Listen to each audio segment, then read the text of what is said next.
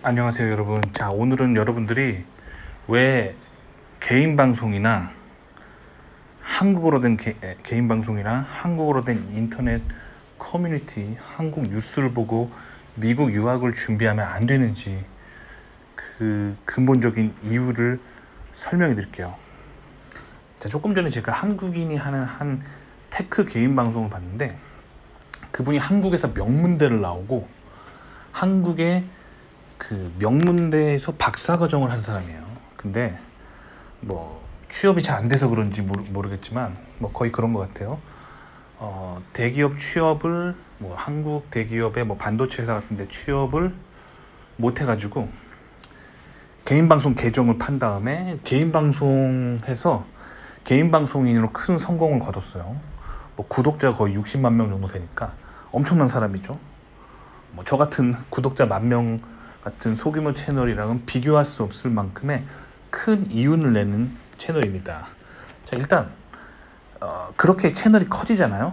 저도 지금 제가 채널이 지금 구독자 10,000명인데 제가 한 20만 원 정도 광고 수익을 벌어요. 근데 제가 10만 명이 되면 대충 월 200 벌겠죠. 그렇죠? 그리고 한 60만 명 정도 되면 이제 월 1,000만 원, 즉 개인 방송으로 연봉 1억을 찍는 게 가능한 수준으로 올라갈 수 있어요. 자, 그렇게 되면은 그때부터 방송인으로서의 전문인이 되는 거예요. 즉 돈을 벌기 위한 방송을 하게 돼요. 제가 조금 전에 그분이 올린 방송을 쭉 봤는데 거의 한국 대기업의 협찬을 받는 영상인 게 확실합니다. 즉 한국 대기업의 돈을 받고 한국 대기업 홍보해주는 영상이에요. 자, 그게 뭐가 나쁠까요? 자본주의 시대에 광고주가 광고를 주고 그거 가지고 광고해서 돈을 벌고 돈을 버는 하나의 행태이기 때문에 뭐 사실 크게 비난할 건 없어요. 그리고 그분의 그런 영상 연출력이나 편집, 뭐 자막 넣는 거 보면요, 저보다 훨씬 잘합니다. 저는 뭐 직장인이라 바빠서 그럴 시간 없어요. 근데 저보다 훨씬 잘하는 사람이기 때문에 방송인으로서 재능을 인정합니다. 근데 그런 영상을 보고 님들이 미국 유학을 가려고 준비하면 쫄딱 망하는 거예요, 미국에서.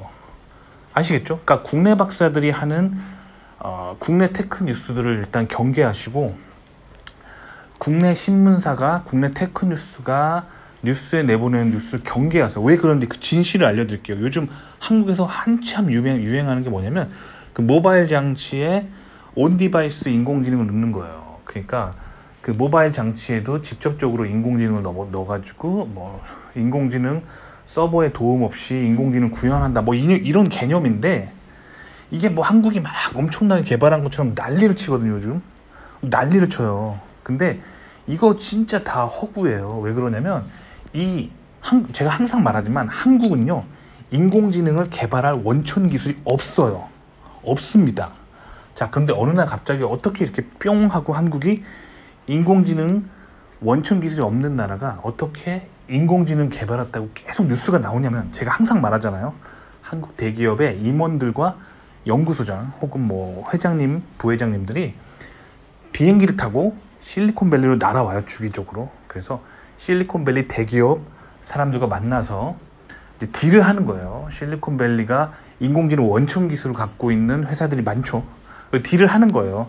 당신네 설계도면을 우리한테 좀 빌려줘라, 한국한테 좀 빌려줘라 하고 라이센스 비용을 지불하는 거예요. 뭐 그렇게 해서 만든 뭐 한국의 뭐 모바일 장비 한 대당 뭐 얼마, 뭐 컴퓨터 한 대당 얼마, 자 이렇게 하고 수수료를 지불하고 사오는 겁니다. 자, 그렇게 설계도를 사왔기 때문에 이제 사온 거를 설계도대로 한국의 공장을 총동원해서 이제 뭔가 만드는 거예요. 이해하셨죠? 그러니까 제가 이 생리를 설명해 드리는 겁니다. 자, 그렇기 때문에 여러분들이 이런 소위 말하는 국뽕 뉴스를 보고 가슴에 피가 끓는 거 이해합니다. 왜냐면 한국이라는 작은 나라에서 막 세계적인 막 프로덕이 나오고 막 그러면 가슴이 벅차오르는 건 이해해요. 그런데 그런 심리를 이용해서 돈을 버는 사람들을 국뽕 방송이라고 합니다. 아시겠죠? 국뽕 방송에 빠지면 왜 문제가 되냐면 한국이 실제로는 인공지능 기술이 하나도 없습니다. 근데 한국이 인공지능 기술을 가지고 있구나 라고 착각한 후에 한국이 하고 있는 연구에 관심을 가지고 그거를 연구해서 그 연구 기술을 미국에 넘어오게 되면 어떻게 되냐? 미국 사람들은 그거를 안 하고 있는 거죠. 그러니까 즉 한국이 하고 있는 인공지능이라는 거의 장르는 결국엔 미국에서 사온 설계도면으로 만든 인공지능을 응용하는 수준이라는 거예요. 그러니까 미국은 뭘 하냐? 정말 원천 기술 자체를 만들어내는 거예요. 아시겠죠?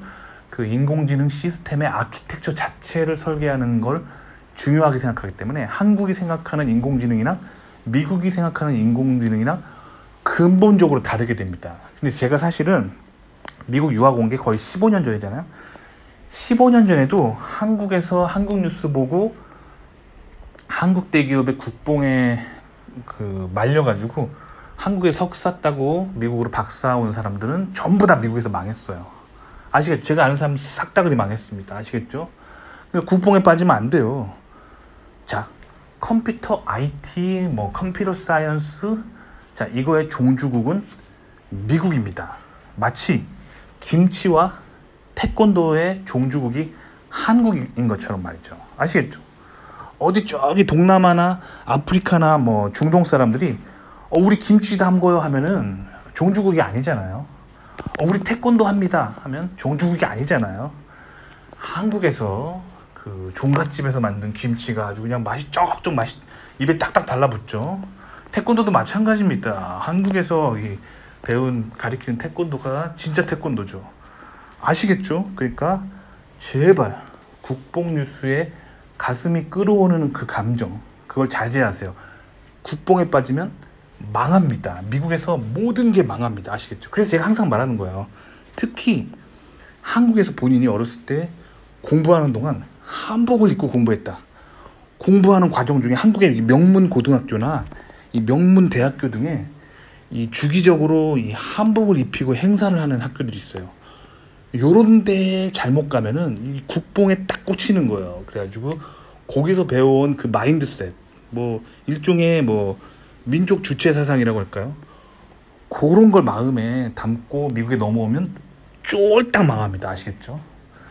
그 정도까지 아니라 하더라도 뭔가 이 국뽕 방송, 국내 박사들이 하는 방송들, 국내 테크 뉴스들이 한국 대기업 잘한다 하는 거 있잖아요.